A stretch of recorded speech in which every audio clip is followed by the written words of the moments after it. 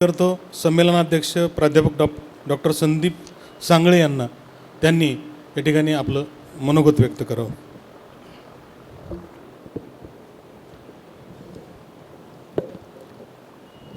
शब्दगंध साहित्य परिषद या साहित्यिक परिषदेच्या वतीने आयोजित केलेल्या या 17व्या शब्दगंध साहित्य संमेलनाच्या समारोपाच्याकडे आपण या ठिकाणी आता वळालेलो आहोत. मित्रहो, गेली 2 दिवस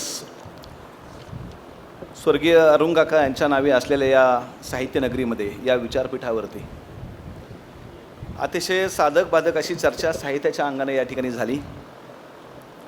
वास्तव प्रश्नांच्या संदर्भामध्ये अतिशय साधक बाधक चर्चा या ठिकाणी झाली. अनेक आपल्या सगळ्यांना या ठिकाणी विचार करायला प्रवृत्त करणारे अतिशय चांगले असे परिसंवाद या ठिकाणी झाले. गझल संमेलन झालं, कवी संमेलन झालं, मुलाखती या ठिकाणी झाल्या. आणि संमेलन संपूच नये अशी आपल्या सगळ्यांची भावना असतानाच एका विशिष्ट असा उंचीवर संमेलन जात असतानाच संमेलनाचा हा भावनिक असा समारोपाचा क्षण या ठिकाणी येऊन ठेपलेला आहे. या क्षणाचे साक्षीदार असलेले आम्हा सगळ्यांचे मार्गदर्शक अखिल भारतीय मराठी साहित्य महामंडळाच्या अध्यक्षपदी ज्यांची नुकतीच निवड झाली. आणि आपल्या सर्वांना माहिती आहे की संबंध महाराष्ट्रात नव्हे तर संबंध देशामध्ये लोकमान्य टिळक आणि गोपाळ गणेश आगरकर यांनी मळेकर वाड्यामध्ये स्थापन केलेल्या महाराष्ट्र साहित्य परिषदेची निवडणूक संबंध देशभर गाजली. का गाजली तर अतिशय प्रतिष्ठेची असली ही संस्था आहे. आणि ह्या संस्थेचं नेतृत्व कोणाकडे असावं. आम्ही नगरकरांनी त्या सगळ्या निवडणुकीच्या काळात सर अतिशय मनमुराद आनंद त्या निवडणुकीचा आम्ही घेतला. आणि ह्या सगळं झाल्याच्या नंतर अतिशय निर्णायक अशा टप्प्यावरती जे साहित्य संमेलन अखिल भारतीय मराठी साहित्य संमेलन आत्ता आपल्या पुण्यनगरीमध्ये याच वर्षी आय थिंक जानेवारी फेब्रुवारीमध्ये 100वं साहित्य संमेलन पुण्यामध्ये होतं आहे. ते ज्यांच्या नेतृत्वाखाली होतं आहे, ज्यांच्या दूरदृष्टीच्या भूमिकेतून हे संमेलन विशिष्ट उंचीवर जाणार आहे. आणि ज्या संमेलनाच्या माध्यमातून मराठी सारस्वतांच्या या सगळ्या मेळ्यामध्ये एक वेगळ्या प्रकारचा इतिहास घडणार आहे असे महाराष्ट्र साहित्य परिषदेचे विद्यमान अध्यक्ष आणि या समारंभासाठी आवर्जून उपस्थित असलेले प्रमुख पाहुणे आदरणीय आमच्या सगळ्यांचे मार्गदर्शक आणि फक्त साहित्य परिषद किंवा साहित्य महामंडळच नव्हे तर त्याही पलीकडे जाऊन एक उत्तम कलावंत कसा असावा, एक संवेदनशील कलावंत कसा असावा. तुम्ही जर यूट्यूबवर जाऊन सर्च केलं किंवा ना सरांचे काही कार्यक्रम जो तुम्ही पाहिले तर साक्षात तुकारामांचा वेश परिधान करून संबंध तुकारामांची सगळी विचारसरणी या ठिकाणी व्यासपीठावरती जे व्यक्त करतात असे आम्हा सगळ्यांचे मार्गदर्शक आदरणीय योगेशजी सोमन सर आज या ठिकाणी आपल्याला लाभले. आपल्या सगळ्यांचं हे भाग्य आहे. आणि मी आवर्जून सांगू इच्छितो की शब्दगंध साहित्यिक परिषदेच्या 17व्या संमेलनाचं हे यश आहे की योगेश सोमन सरांसारखं व्यक्तिमत्व खास आपल्या प्रेमाखातर पुण्याहून या ठिकाणी आलेलं आहे. सरांच्या मनाचा मोठेपणा पहा. मी माझ्या वक्तव्याकडे जाण्यापूर्वी निश्चितपणे सांगतो, जेव्हा आदरणीय सुनील गोसावी सर, आदरणीय उदागे सर आम्ही विनंती केली सरांना की सर अशी अशी संकल्पना आहे, असं संमेलन आहे आणि या संमेलनाच्या निमित्तानं प्रमुख अतिथी म्हणून आम्हा सगळ्यांची इच्छा आहे की तुम्ही आमच्या अहिल्यानगरमध्ये यावं.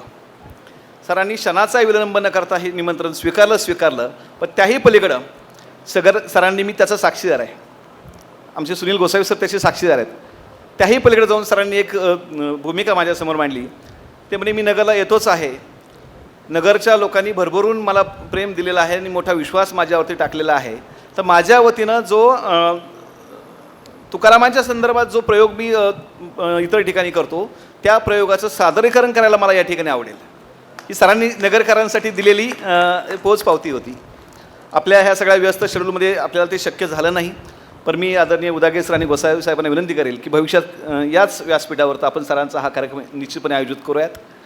असे आदरणीय योगेशजी सोमन सर, व्यासपीठावर उपस्थित असलेले IAS अधिकारी आणि ज्यांची प्रकट मुलाखत आपण या ठिकाणी ऐकली असे आमचे मार्गदर्शक आदरणीय गुलाबराव खरात साहेब, त्याचबरोबर माननीय ज्यांनी अतिशय मेहनत घेऊन हे संमेलन यशस्वी करण्यासाठी खूप मेहनत घेतली त्यांचे सगळे कार्यकर्ते या ठिकाणी आपण पाहिलं की गेली 2 दिवस अहोरात्रपर्यंत झटत होते, पण 2 दिवसाचं हे नियोजन नव्हतं. तर एकूण सगळा महिना 2 महिन्याचा हा सगळा परिश्रमाचा व्याप ज्यांनी समर्थपणे सांभाळा असे आदरणीय आम्हा सगळ्यांचे मार्गदर्शक मित्र आणि या संमेलनाचे स्वागताध्यक्ष माननीय सुरेशजी बनसोडे साहेब, व्यासपीठावर उपस्थित असलेले माननीय बापूसाहेब भोसलेजी असतील, ज्ञानदेव अंडोळे मामा असतील, शिवाजीराव देवडे सर असतील, त्याचबरोबर नुकत्याच ज्यांची मुलाखत आपण ऐकलीत अशा येरवडा तुरुंगाचे तुरुंग अधीक्षक वरिष्ठ माननीय रेवणनाथ कानडे जे याच भूमीमधले आहेत ते असतील, बनसोडे ताई असतील आणि या सभागृहामध्ये अनेक माझे मार्गदर्शक या ठिकाणी आहेत, अनेक मित्र आहेत आणि सगळ्या परिवारातले घटक आहेत. शब्दगंध साहित्यिक परिवार असं म्हटलं तर वावगं ठरणार नाही, सगळ्यांचा नामोल्लेख या ठिकाणी शक्य नाही, पण या शब्दगंध साहित्यिक परिवाराचं आणि या परिवारावर प्रेम करणाऱ्या सभागृहात उपस्थित असलेल्या प्रत्येकाचं या संमेलनाचा अध्यक्ष या भूमिकेतून मी मित्र स्वागत करतो. मित्र, माझ्या कालच्याच वक्तव्यामध्ये मी सांगितलं की 21व्या शतकामध्ये आपण जातो आहोत. काळ बदललेला आहे, आपल्या जगण्याचे संदर्भ बदलले आहेत, आपल्या वागण्याचे संदर्भ या ठिकाणी बदलले आहेत. रोजच्या कटकटीतून आपली मुक्तता होणं शक्यच नाही या जन्मी तरी, असं आमचं ठाम सगळ्यांचं मत झालेलं आहे. प्रत्येकजण या ठिकाणी काहीतरी अपेक्षा घेऊन या ठिकाणी जगण्याचा प्रयत्न करतो आहे. दुःखमूळ संसार हे दुःखमूळ आहे असं संतांनी सांगितलेलंच आहे. हे दुःखमूळ आमचं नष्ट होत नसताना त्यातही वेगळ्या प्रकारची माणुसकी, त्यातही वेगळ्या प्रकारचा हळवेपणा, त्यातही वेगळ्या प्रकारची संवेदना आणि त्यातही दुःख हलकं करण्यासाठी काहीतरी साधन आमच्या हातामध्ये असावं, जेणेकरून आम्हाला जगण्याचं बळ मिळेल, आम्हाला जगण्याची प्रेरणा मिळेल, किंबहुना आमच्या जीवनातलं दुःख या ठिकाणी हलकं होण्याचा प्रयत्न होईल. आणि हे बळ जर कुठल्या माध्यमातून आपल्याला मिळत असेल तर त्यासाठी साहित्यासारखं वेगळं माध्यम असू शकत नाही. हे मित्र आपण अनुभवत आहोत. मी काल सांगितलं की संतांनी देखील सांगितलं, अनेक लेखकांनी सांगितलं, अनेक कलावंतांनी सांगितलं की जगण्याचं मूळ आपण नेमकं कशामध्ये, जगण्याचं मर्म नेमकं कशामध्ये आहे. आणि म्हणून मी काल सांगितलं सर की साहित्य हे समाजापासून वेगळं असू शकत नाही, किंबहुना साहित्य आणि समाज ह्या एकाच नाण्याच्या 2 बाजू आहेत. आणि म्हणून गेली 2 दिवस या व्यासपीठावरून आपण अतिशय मनमोहक पद्धतीनं साहित्याचा आनंद घेत असताना आमच्या साहित्याच्या शास्त्राची भाषेत जर बोलायचं झालं तर 11 प्रकारची प्रयोजनं साहित्याची साहित्यशास्त्रामध्ये सांगितलेली आहेत, ज्याला आम्ही सोप्या भाषेमध्ये हेतू म्हणू. मुळात साहित्य कशासाठी, कथा कुणासाठी, कादंबरी कुणासाठी, कविता कुणासाठी, नाटक कुणासाठी, चरित्र आत्मचरित्र कुणासाठी, वैचारिक लेखन कुणासाठी, अग्रलेख कुणासाठी, संपादकीय लेखन कुणासाठी, किंवा वर्तमानपत्रातल्या पुरवण्या कुणासाठी. याचं उत्तर जर आपण शोधायला गेलो तर मित्र सगळं हे आपल्यासाठी आहे. काय मिळतं आमच्या कादंबरीतून, काय मिळतं आमच्या नाटकातून, काय मिळतं आमच्या कवितेतून, काय मिळतं आमच्या चरित्र आत्मचरित्रातून, काय मिळतं आमच्या समीक्षेतून, काय मिळतं आमच्या वैचारिक साहित्यातून. तर आम्हाला जगण्याचं सूत्र जर कशातनं सापडायचं असेल, कशातनं शोधायचं असेल, त्याचं एकमेव उत्तम पर्याय आणि उदाहरण जर कुठलं सांगायचं झालं तर ते आहे साहित्य. म्हणून साहित्याच्या 11 प्रकारच्या प्रयोजनामध्ये आम्ही या ठिकाणी साहित्य व्यवहारामध्ये वावरत असतो. इतर प्रयोजन मी सांगणार नाही, पण एक प्रयोजन नक्की या ठिकाणी मी तुम्हाला सांगेल, आणि ते शेवटचं प्रयोजन आहे विरेचन नावाची एक संकल्पना आहे साहित्यशास्त्रामध्ये. हा शब्द तुम्ही ऐकला की मला माहीत नाही, पण आम्ही साहित्याच्या संदर्भामध्ये जेव्हा अध्यापन करतो वर्गामध्ये तेव्हा मुलांना सांगत असताना विरेचन ही तुमच्या माझ्या प्रत्येकाची भावनिक, सामाजिक आणि वैयक्तिक प्रकारची गरज आहे, हे लक्षात घ्या. सोप्या भाषेत सांगायचं असेल तर विरेचन म्हणजे मोकळं होणं.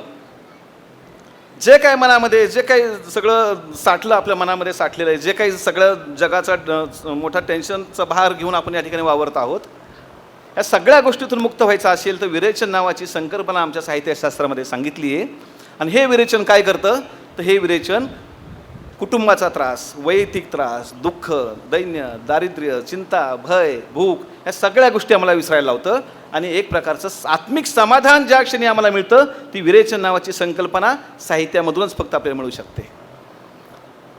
साहित्यामधून काय मिळतं तर साहित्यामधून यश मिळतं, साहित्यामधून आत्मविश्वास मिळतो, साहित्यामधून आत्मविष्कार या ठिकाणी प्रकट होत असतो, साहित्यामधून अर्थ मिळतं. हे लक्षात घ्या. साहित्यामधून सगळ्या गोष्टी जरी मिळत असल्या तरी अनेक प्रकारच्या गोष्टी या ठिकाणी साहित्य आपल्याला देत असतं. आणि सगळ्यात महत्त्वाची संकल्पना, मनोरंजन साहित्य तर करतं, पण सगळ्यात महत्त्वाची संकल्पना म्हणजे उद्बोधन, आणि हा साहित्याचा मूळ असा गाभा आहे असं म्हटलं तर वावगं ठरणार नाही. म्हणजे साहित्याकडे फक्त आपण मनोरंजनाच्या दृष्टिकोनातून पाहायचं की कलेच्या दृष्टिकोनातून पाहायचं की जीवनाच्या दृष्टिकोनातून पाहायचं, हा जो वाद आपल्या मराठी साहित्याच्या संदर्भामध्ये गेली कित्येक वर्ष या ठिकाणी झाला फडके आणि खांडेकरांच्या संदर्भामध्ये. म्हणजे कला कुणासाठी, कलेसाठी कला हा फडकेंचा या ठिकाणी भूमिका होते आणि जीवनासाठी कला ही खांडेकरांची या ठिकाणी भूमिका होती. पण म्हणून त्या वादात आपण न पडता खऱ्या अर्थाने आपल्याला जगायचं असेल, आपलं जगणं जर आपल्याला सुसह्य करायचं असेल, आपल्या जगण्याचा मतितार्थ जर आपल्याला शोधायचा असेल, नवे नवे आपल्या जीवनाचं सार्थक जर आपल्याला करायचं असेल, तर मित्र हो, सन्मार्गाला घेऊन जाणारं एकमेव माध्यम जर कुठलं असेल तर ते आहे साहित्य. फक्त गरज आहे त्या साहित्याकडे वळण्याची, गरज आहे वाचन संस्कृती अधिक बळकट करण्याची, गरज आहे वाचन संस्कृती तळागाळामध्ये रुजवण्याची. आणि दुर्दैवाने आजच्या काळामध्ये आर्टिफिशियल इंटेलिजन्स म्हणजे कृत्रिम बुद्धिमत्ता, ChatGPT, डिजिटल युग, ह्या सगळ्या गोष्टींनी आमच्या वाचन संस्कृतीवर फार मोठा असा घाला घातला आहे. आणि हा घाला, हे संकट, ही समस्या जर आपल्याला दूर करायची असेल तर मित्र हो, आपली एकाग्रता जर आपल्याला खऱ्या अर्थाने पुन्हा प्रस्थापित करायचं असेल तर आपल्याला खऱ्या अर्थानं आत्मचिंतन, आत्मपरीक्षण करण्याची नितांत अशी आवश्यकता आहे. जर माणूस एकाग्र नसेल तर तो अगदी बुद्धिभ्रष्ट झालेल्या व्यक्तीसारखा तो वागत राहतो आणि अनेक गोष्टी आपल्या हातून नकळत घडत राहतात जे आपल्याला दुःखच देतात, आनंद देऊ शकत नाहीत. आनंद हे एकमेव साहित्याचं प्रयोजन आहे, पण आनंद मिळवायच्या नादामध्ये आम्ही दुःखाच्या मुळाशी कधी किंवा तळाशी कधी जातो आम्हाला कळतच नाही. आणि जेव्हा जेव्हा आपण आनंद शोधायला जातो त्या प्रत्येकाने लक्षात ठेवायचं, कुठल्याही आनंदाच्या पलीकडे दुःख ही लपलेलंच असतं. त्याशिवाय आनंद आपल्याला प्राप्त होऊ शकत नाही, किंबहुना झाला तरी त्या आनंदाचं महत्त्व आपल्याला कळू शकत नाही, त्याचं मूल्य आपल्याला कळू शकत नाही. म्हणून आत्मविष्कार, आपल्या प्रत्येकाकडे आत्मविष्कार व्यक्त होण्याची जी भूमिका आहे, जे आपल्या मनामध्ये धुमसतंय, जी अस्वस्थता तुमच्या माझ्या मनामध्ये आपल्या अवतीभोवती सगळ्या परिसरामध्ये जो कोलाहल आजच्या काळामध्ये निर्माण झालेला आहे, या कोलाहलातून जर खऱ्या अर्थाने आपल्याला मुक्ती प्राप्त करायची असेल, ह्या अस्वस्थतेतून आपल्याला जर बाहेर पडायचं असेल, ह्या चिंतेतून जर आपल्याला खऱ्या अर्थाने मुक्त व्हायचं असेल, किंवा आपल्या डोक्यावरचा ताण जर आपल्याला हलका करायचा असेल, तर अतिशय उत्तम असं व्यासपीठ जर कुठलं आहे तर ते व्यासपीठ म्हणजे हे अखिल भारतीय मराठी साहित्य संमेलन किंवा शब्दगंध साहित्य संमेलन. आणि अशा परिस्थितीमध्ये काळ बदलतो आहे, मी सांगितलं, अनेक समस्या घेऊन आपण जातो आहेत.